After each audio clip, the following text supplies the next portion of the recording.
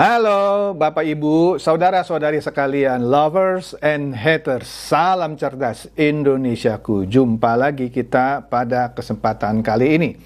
Bagi Anda yang belum subscribe channel saya, silakan subscribe channel saya. Tekan loncengnya agar Anda dapat notifikasi setiap kali saya mengupload video-video saya. Oke, seperti yang Anda bisa lihat, saya kembali memakai baju bernuansa merah dengan lambang burung Garuda di sini.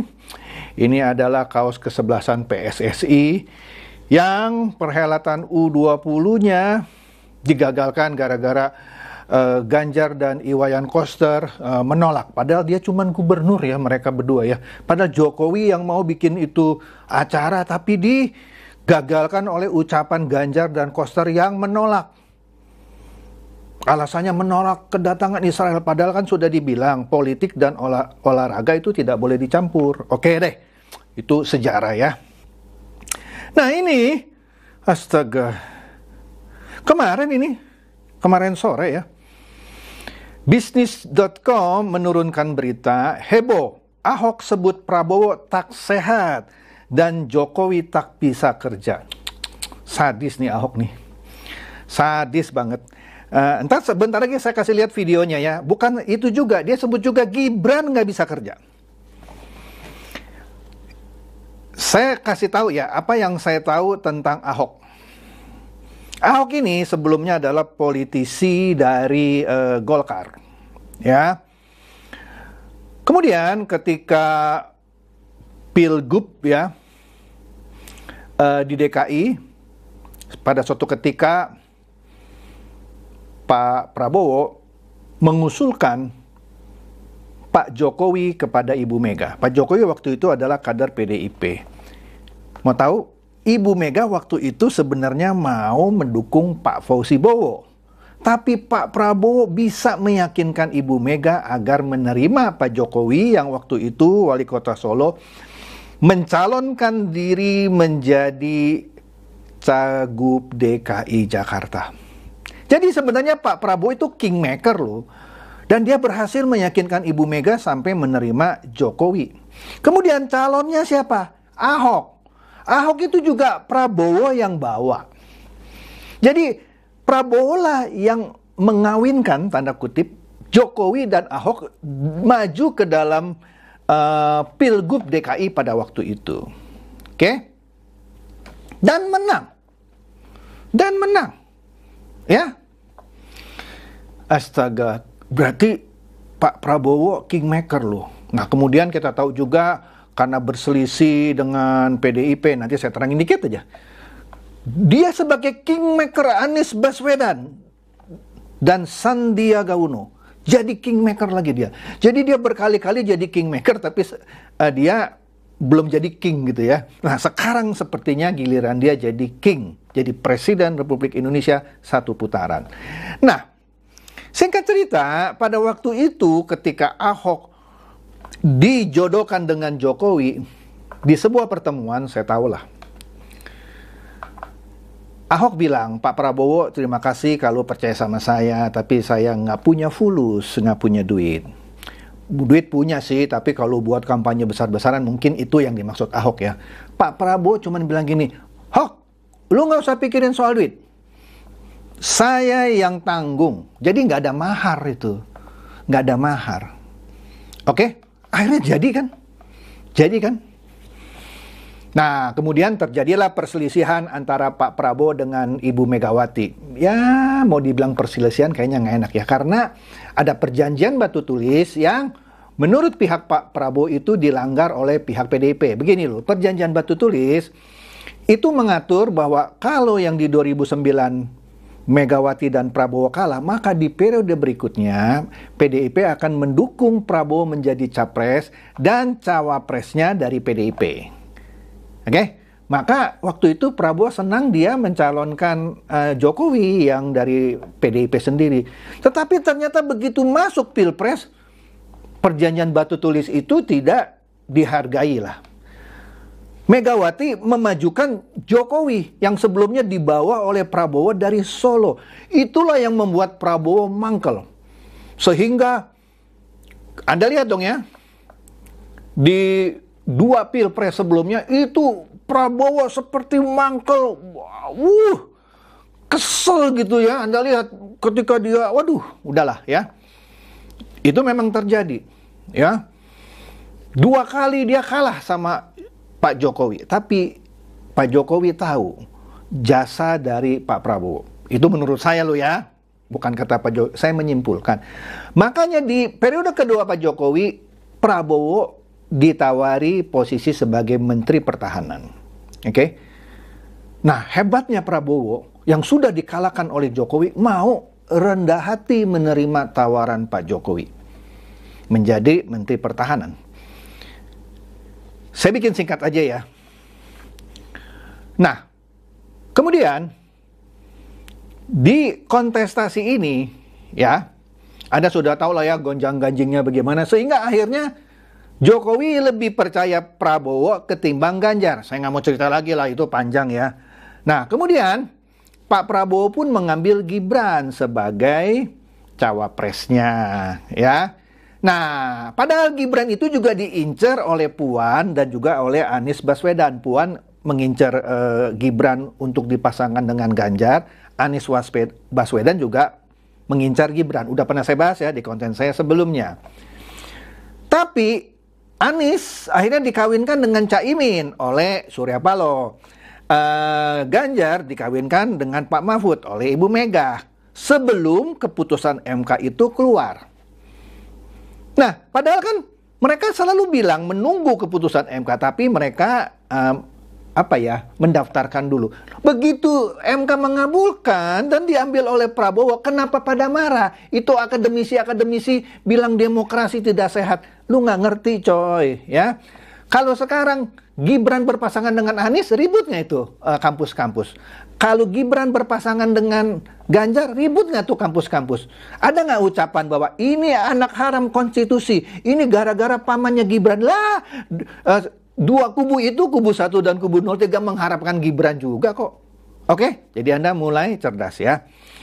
Oke deh, kita masuk nih ke itu, jadi intro nih. Kita lihat berita dari bisnis dan kita lihat fakta yang terjadi. Katanya kan menurut bisnis ada video yang viral. Nah, ini dia nih videonya ya, Anda dengerin videonya. Ini menarik videonya. Yuk, kita dengar. Ya Bu, malam Bu. Oma udah 82 tahun. Ini nggak nyala ya? Agak dekat. Ya, Oma umur 82 tahun. 82 ya? Nah, jadi puji Oma Tuhan mengalami. sehat. Ini Oma. Oma tuh mengalami dulu kejadian 98 itu, Ya. Oma mengalami semuanya. Dan kebetulan anak Oma yang kecil juga di Trisakti. Jadi waktu kejadian ribu-ribu rusuh-rusuh, dia orang dikurung di Trisakti begitu. Dan Oma tinggal di Jelambar, memang sekeliling itu Pak Andi. Jadi ya kira-kira Oma tahu apa itu kejadian itu. Tetapi Oma nggak sangka kalau Prabowo itu yang berbuat. Nah, di sini ada seorang Oma berusia 82 tahun. Nah, inilah kebanyakan orang-orang Tionghoa gitu ya, seperti saya dulu juga, tidak well informed, tidak mendapatkan informasi yang sesungguhnya seperti Oma ini bilang, tapi Oma nggak sangka Prabowo yang berbuat. Ini mengenai kerusuhan Mei, kan anaknya yang kecil katanya ada di Trisakti ya. Jadi banyak orang-orang Tionghoa yang nggak ngerti bahwa yang kerusuhan Mei itu dalangnya bukan Prabowo. Sudah saya terangkan di video saya berkali-kali, Anda carilah semuanya ya. Kemudian, sudah saya terangkan juga, temuan TGPF yang diketuai oleh Marzuki Darusman, yang wakilnya adalah Kiai Haji Said Agil Sirat, yang pernah jadi ketua PBNU, sudah menyatakan Prabowo tidak terlibat di dalam kerusuhan Mei, apalagi dalam tragedi pemerkosaan wanita-wanita Tionghoa. Ya, Gus Dur pun juga bilang Prabowo cuma dijadikan tumbal. Anda lihat video saya ya. Nah, betul Prabowo diadili secara militer karena ada kasus penculikan 9 aktivis. Kalau waktu itu ABRI bilangnya pengamanan. Tentu Prabowo menjalankan perintah. Hebatnya Prabowo, dia tidak mau sebut siapa atasannya yang memberikan perintah itu. Itu kan jadi misteri sampai sekarang ini. Oke? Dia bilang, oke, saya aja yang tanggung jawab. Ya? Dia terima hukumannya, diberhentikan dari ABRI, dan dia akhirnya, ya bisnis lah, kemana itu Yordania. Dia terima. Tapi itu hukuman bukan untuk tragedi Mei dan pemerkosaan wanita Tionghoa.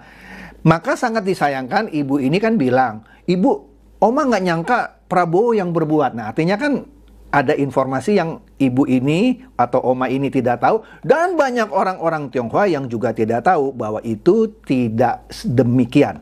Oke, kita lanjut lagi ya videonya. Tetapi Prabowo kenapa dibawa-bawa sampai sekarang? Sedangkan dia banyak menolong orang. Dan dia juga turunan Cina. Cuma ya begitulah, ke Cina-Cinaan, ke Arab-Araban, apa kemana-mana gitu ya. Nah kebetulan juga dia jadi mantunya dari Cendana. Mungkin ada politik-politik keluarga kita tidak tahu. Sampai sekarang dibawa-bawa terus. Dan sebagai orang Kristen kita mesti mengampuni. Orang bisa berubah kan. Ya, dan kita jangan sampai menyimpan dosa orang sampai semalam, begitu firman Tuhan. Betul kan? Nah, jadi kalau kita sebagai orang Kristen tidak bisa mengampuni, tidak kasih orang berubah, selalu itikat jahat dituduh-tuduhkan begitu, rasanya enggak etis juga dalam firman Tuhan. Betul kan? Jadi Oma tuh tidak bisa menerima tuduhan mentah-mentah begitu. Jadi kenapa Bu kok nggak mau pilih Pak Ganjar? Kok pilihnya Pak Prabowo? Terima kasih Bu. Nah, Oma ini sekali lagi karena ada salah informasi, dia bilang kita harus mengampuni. Oke deh, kalau mengampuni untuk perbuatan Pak Prabowo yang tanda kutip menculik atau mengamankan itu, oke deh, itu pun karena dia melakukan perintah. Saya ambil analogi ya, seperti Sambo yang minta Baradae untuk tembak Joshua. Kalau Baradae tidak mengikuti perintah komandannya dalam hal ini Sambo, maka dia yang ditembak. Maka dia harus tembak itu Joshua. Dan dia diadili dan dinyatakan bersalah. Padahal dia hanya menjalankan perintah. Itu yang terjadi di institusi yang dimana Pak Prabowo bertugas pada waktu itu. Tapi dia terima tuh. Ya, dia nggak keberatan. Jadi, ya saya sedikit koreksi Oma. Mengampuni, oke, mengampuni untuk yang 9 orang yang diculik, tapi itu pun bukan kemauan dia melakukan tugas ya, seperti yang tadi analoginya Sambo dan Baradae. Dan dari 9 yang diculik, separuh lebih 5 gitu ya, jadi anggota Gerindra, yang 4 kembali pulang ke rumahnya dengan selamat. Dan Prabowo dalam debatnya yang pertama dengan Ganjar, dia kan sempat marah gitu, tanda kutip ya. Karena Ganjar ngotot suruh Prabowo menemukan jasad 13 lagi orang yang hilang. Padahal 13 orang yang hilang itu, selain yang 9 ya, itu bukan kerjaan Pak Prabowo. Sudah dijelaskan oleh Pak Prabowo di debat Capres yang pertama. Malah Pak Prabowo bilang, udahlah jangan politisir kasus itu. Itu bukan urusan saya. Oke? Jadi yang 13 juga bukan. Yang 13 sampai sekarang tidak kembali. Kemudian Munir. Itu juga bukan, bahkan ada video, tapi saya nggak sekarang deh ya, nanti deh ya. Ada talk show, ada Fadlison, ada Munir, dan ada salah seorang wartawan. Dia juga bilang Pak Prabowo tidak terlibat soal kerusuhan Mei. Jadi kurang apa gitu ya. Jadi ibu itu juga bilang, udahlah jangan dibawa-bawa terus. Jadi seperti apa ya, kayak kita orang Kristen tidak bisa mengampuni. Padahal sih nggak perlu diampuni Bu. Memang Pak Prabowo tidak, apa ya, dalam kasus ini kan ibu itu ngomong soal yang Mei ya. Bukan itu dosanya Prabowo, jadi tidak perlu ngampuni, oke? Oke deh, kita lanjut ya. Ya, terima kasih Bu ya. Jangankan ibu, adik perempuan saya pun tidak mau pilih Ganjar. Dia mau pilih Prabowo. Ya, saya jelaskan sama adik perempuan saya, alasan apa tidak mau pilih Ganjar. Pokoknya saya mau Prabowo. Terus mereka bilang, Ibu Megawati saja ngajak Prabowo jadi wakil kok. Kenapa sekarang kamu bilang jangan pilih Prabowo? Nah, saya mau jelaskan. Ibu Mega itu justru sudah mengampuni. Iya kan? Tapi persoalan pilih presiden, kita tidak mau pilih orang yang sudah tidak sehat. Kita tidak mau pilih orang yang emosional. Kita tidak mau pilih orang yang tidak terbukti bisa kerja. Di sini jahatnya Ahok. Catat Hok, gue bilang lu jahat Hok. Dia bilang, Ibu Mega sudah mengampuni. Kan tadi kan Ahok mencerita adiknya sendiri tidak mau pilih Ganjar. Karena adiknya berargumentasi. Lah kan Ibu Mega sendiri pernah mencawapreskan Prabowo. Ya kan? Ya kenapa sekarang begini? Kira-kira begitu. Ahok sepertinya cocokologi gitu ya, memasukkan pengertian sendiri. Nah itu Ibu Mega sudah mengampuni. Mengampuni apa, Hok? Mengampuni ya soal tragedi Mei itu bukan kerjaan Prabowo. Apa? Soal pemerkosaan wanita Tionghoa juga bukan kerjaan Prabowo. Ya, jangan sok pinter, Hok, bilang Ibu Mega sudah mengampuni. Lu nggak tahu mengampuni apa gitu ya. Jadi, aduh, jangan tambahin bumbu, Hok ya. Lagi Hok nih ya, gue kasih lihat nih. Nah, ini presiden loh. Dan lagi pula kita khawatir kalau tiba-tiba Gibran yang naik. Nah itu dia yang saya bilang. Saya bilang kalau Gibran naik kan bagus. Nah itu yang saya bilang, Bu. Ibu sih sudah 82 tahun, saya nggak bisa berdebat sama ibu ya. Tapi presiden, kalau cuma 2 tahun, karakter teruji kalau ada kekuasaan. Sekarang saya mau tanya, di mana ada bukti Gibran bisa kerja selama wali kota? Terus ibu kira Pak Jokowi juga bisa kerja? Nah makanya kita bisa berdebat itu. Saya lebih tahu, makanya saya nggak enak ngomong depan umum. Tadi saya lupa, di penggalan yang sebelumnya, dia juga bilang selain Prabowo nggak sehat gitu ya, dia bilang nggak bisa kerja. Jadi dia bilang Prabowo nggak bisa kerja. Kalau Prabowo nggak bisa kerja, lu nggak pernah jadi wakil gubernur DKI. Lu mesti akui kerjanya Prabowo melobi Ibu Mega. Kalau nggak ada lu sekarang. Sebagai catatan, Ahok pada waktu itu anggota Partai Golkar. Ya, karena dicalonkan sebagai wagub, dia masuk Gerindra, sekarang masuk PDIP. Ya, loh, dari mana Hok lu bilang Prabowo nggak bisa kerja? Kalau Prabowo nggak bisa kerja, lu nggak jadi wagub waktu itu. Please deh Hok, jangan jadi kacang lupa kulit. Aduh, lu ngebanyol atau apa ya? Kemudian dia bilang juga Gibran nggak bisa kerja, Jokowi juga nggak bisa kerja. Astaga, padahal dia dijadikan komisaris Pertamina itu atas jasa Jokowi. Ini benar-benar kacang lupa kulit. Catat Hok, lu kacang lupa kulit, ya. Lu bikin malu orang Tionghoa lo, ya. Saya sebagai orang Tionghoa malu melihat lu bacotnya begitu gitu, ya. Kalau nggak suka ya silakan Hok, nggak apa-apa, ya. Jadi lu bilang Gibran nggak bisa kerja. Lu bandingin kerjanya Gibran dalam 2 tahun dengan FX Rudi yang setelah Jokowi ke Jakarta terus digantikan FX Rudi, banyak proyek yang terbengkalai. Buktinya mana? Anda lihat sendiri aja di berita-berita berapa banyak proyek yang terbengkalai waktu FX Rudi. Begitu Gibran jadi wali kota hanya dalam 2 tahun, waduh, lebih maju. Itu FX Rudi kan kader partai PDIP. Lu tanya FX Rudi ya. Oke deh Hok, jangan sembarang ngomong. Lu bilang Jokowi nggak bisa kerja. Malu gue nih, nggak enak nih ngomong depan umum. Lu juga ngomong kok akhirnya. Nggak ngerti gue sama orang yang namanya Ahok ini. Lanjut ya. Tapi kalau ibu mau pilih Pak Prabowo pun itu hak ibu. Tapi saya mau sampaikan juga, tidak fair kalau kita pilih presiden bukan berdasarkan kemampuan kerja. Itu aja dasarnya. Ya, itu aja. Bukankah dia melanjutkan Jokowi apa yang dicita-citakan Soekarno memindahkan ibu kota? Aduh ibu, pindah ibu kota Soekarno maunya Kalimantan Tengah bu. Sekarang ibu tahu nggak pindah Kalimantan Timur? Bagi tanah orang yang sudah dikuasai orang banyak 2 juta, 3 juta per meter. Setiap jengkal tanah mau dibangun bayar orang. Orang itu siapa? Geng-geng semua. Saya pikir Makanya ibu, kalau kita bilang mau pindah ibu kota, saya udah usul. Kenapa nggak Kalimantan Tengah seperti usulnya Bung Karno? Tanahnya nggak usah beli. Kenapa mesti paksakan Kalimantan Timur? Kalau mau Kalimantan Timur pun kenapa nggak pakai saja Balikpapan sebagai ibu kota? Kenapa? Karena di Balikpapan itu bu, tanah Pertamina itu ribuan hektar. Nah, inilah seorang Ahok lagi ya. Dia bilang, ibu kalau pilih pemimpin presiden harus yang bisa kerja. Pertanyaan saya, Ganjar bisa kerja apa? Loh, orang dia ngaku kok cuman bisa bukan cuman bisa ya.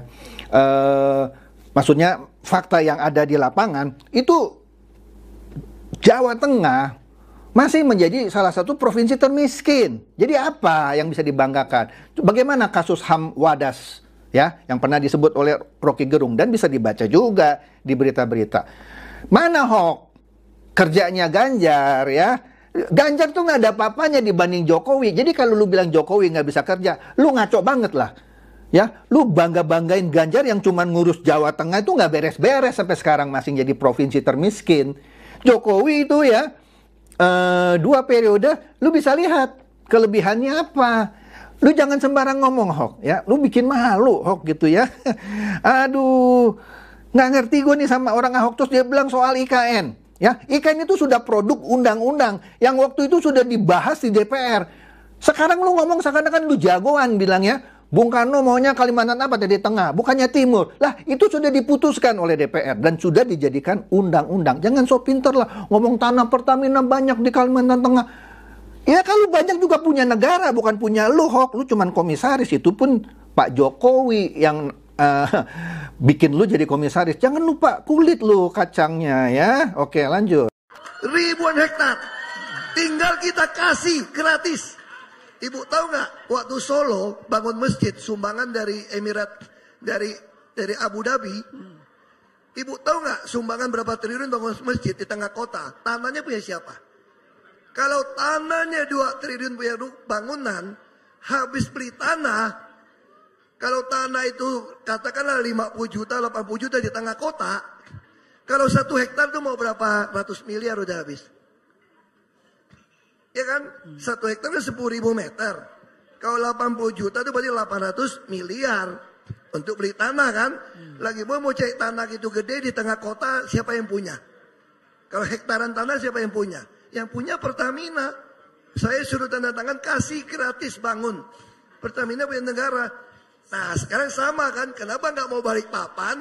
Kalau mau misalnya.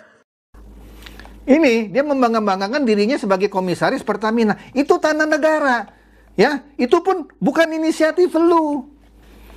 Pasti ada inisiatif orang lain. Lalu cuma tanda tangan. Itu pun bukan tanah lu, tanah negara. Jadi kalau negara memberikan itu, fasilitas itu ke Solo untuk dibangun masjid, bukan prestasi lu cuman prestasinya tanda tangan, coy. Lu jangan bangga-banggain dah. Aduh, capek nih ngomong sama nih orang satu nih. Lanjut, ini yang terakhir nih.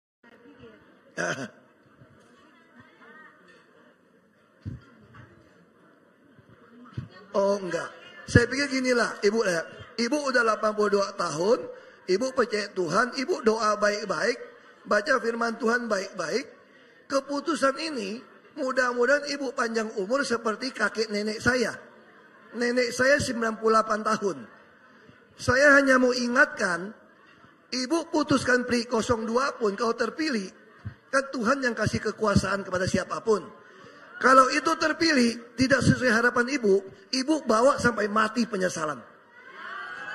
Silakan Ibu bawa sampai mati penyesalan. Ya. Dan saya tidak mau bawa mati untuk penyesalan. Sudah jelas. Makanya ya. saya gunakan rasio saya untuk memilih. Sama saya bilang sama adik saya, silakan adik saya mau pilih. Ini jahatnya Ahok lagi. Dia ngomong firman Tuhan. Dan dia juga ngomong, kalau diambil contoh, kalau 02 berkuasa itu kan kehendak Tuhan. Anda dengerin lagi dah. Ya kalau sudah kehendak Tuhan, ya, kalau tidak sesuai dengan harapan ibu itu, dia bilang, biar dibawa mati. Jangan-jangan Ahok yang mati dulu loh daripada si Oma yang umur 82. Dan juga nggak pantas ngomong begitu gitu ya. Lagian kalau dia yakin kalau 02 menang karena kehendak Tuhan, ya, kenapa harus diributin? Nanti dibawa penyesalan sampai mati. Nggak nyambung Hok lo. Aduh, bener-bener deh. Saya kecewa gini banget sama yang namanya Ahok ini gitu ya. Bener-bener, sorry, kacang lupa kulit. Oke deh. Nah di sini ya kita lihat ya ada cuitan dari Hashim Muhammad ya. Kan Ahok diturunkan nih seperti apa gitu ya, jenderal perang sekarang. Aduh, saya ketawa ngeliatnya.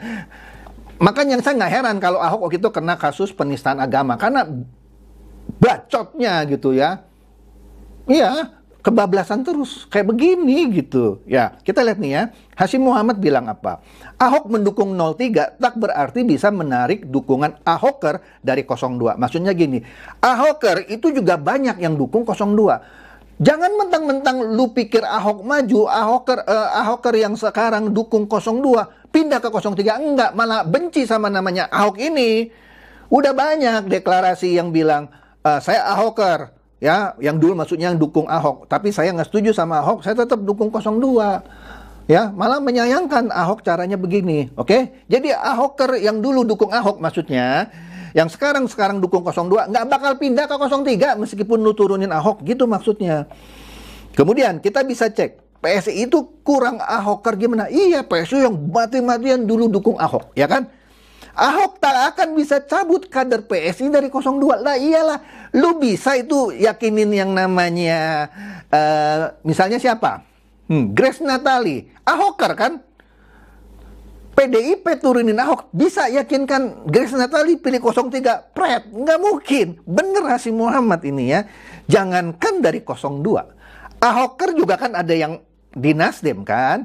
Ya, yang dukung 01. Ya akan tetap dukung Anies Baswedan. Nggak mungkin pindah ke Ganjar gara-gara Ahok turun. Astaga, pakai otak coy. Ahoker tak akan selalu mengikuti pilihan Ahok, kecuali yang maju Ahok sendiri. Maksudnya begini, kalau Ahok sekarang yang dicapreskan gitu ya, nah mungkin Ahoker itu milih lagi Ahok jadi presiden ya. Tapi ini kan cuman apa ya, tukang kampanye gitu ya, nggak akan pindah Ahok ya. Jadi saya ketawa aja. Di last minute Ahok diturunkan untuk merebut simpati, enggak. Malah dengan bocornya ini ya, ini dia bikin malu PDIP menurut saya. Maka dari itu ya, jangan heran ini bagus nih ya. Kalau nanti di Pilpres 2024 banteng akan lunglai seperti ini, yang harus dipapah gitu ya. Astaga ya. Ini dia nih, bantengnya lemes gitu ya. Oke deh, itu saja dari saya ya. Semoga ini mencerdaskan dan mencerahkan Anda semua. Silakan share video saya ini kepada teman-teman, sahabat atau kerabat supaya mereka tambah cerdas dan tercerahkan. Seperti biasa, terima kasih.